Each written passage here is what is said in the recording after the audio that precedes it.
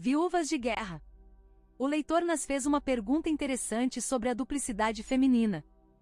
A evolução selecionou em grande escala mulheres com capacidade de formar esquemas psicológicos que preservam um investimento do ego que em outras circunstâncias as afligiria com ansiedade, culpa e estresse debilitantes que resultam de estar continuamente consciente de suas próprias incongruências comportamentais. A evolução seleciona as mulheres solipsistas que não têm consciência do seu solipsismo.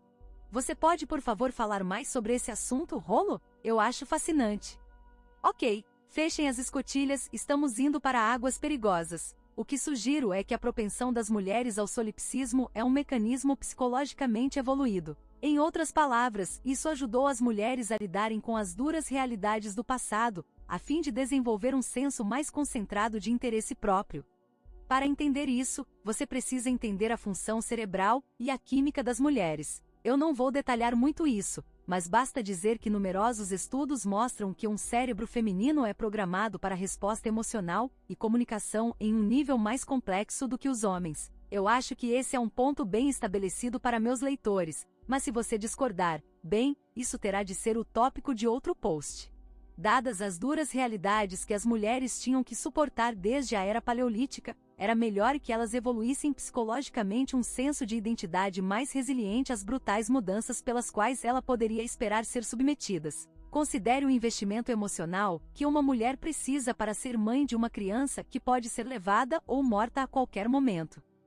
Ansiedade, medo, culpa, insegurança são emoções muito debilitantes, mas é a psicologia inata das mulheres que as torna mais duráveis para essas tensões. Estatisticamente, os homens têm muito maior dificuldade em lidar com traumas psicológicos, pense em TEPT, do que as mulheres.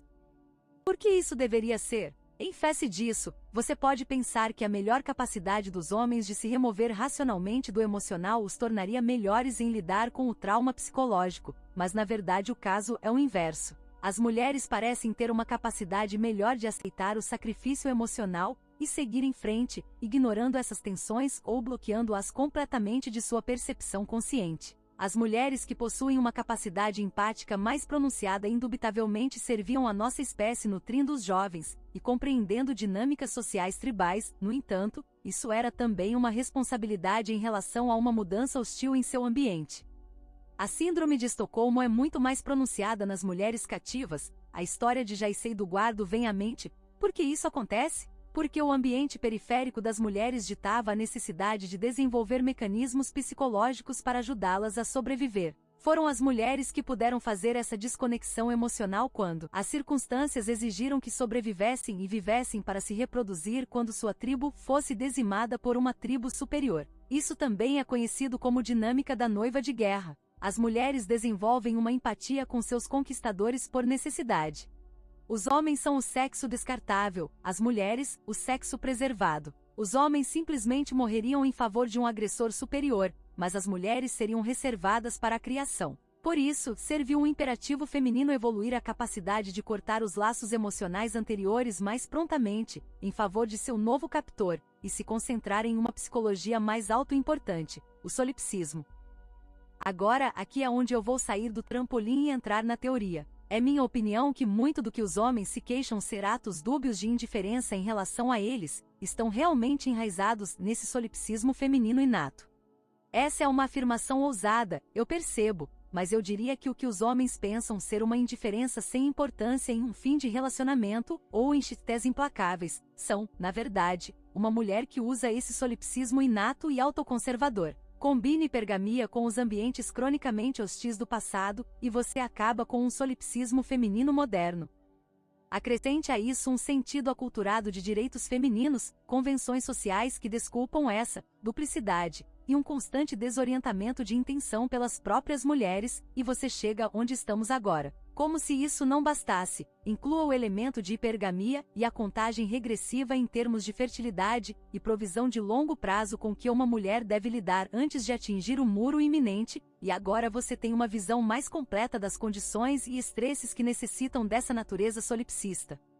Você já se perguntou por que uma mulher pode esquecê-lo tão rapidamente depois de um rompimento de um relacionamento que você achava ser sólido por tanto tempo? Você já se perguntou por que ela retorna ao namorado abusivo que ela espera que mude por ela? Não procure além do solipsismo feminino.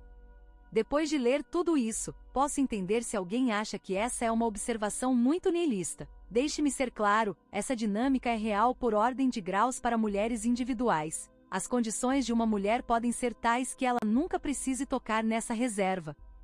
Além disso, estamos lidando com elementos subconscientes de sua personalidade aqui, então não seria nenhuma surpresa que o solipsismo feminino não fosse cognitivo para a maioria das mulheres, portanto ofensivo e negado. Não estou pedindo que alguém aceite essa ideia como um evangelho, apenas que os pontos se conectam de maneira muito previsível.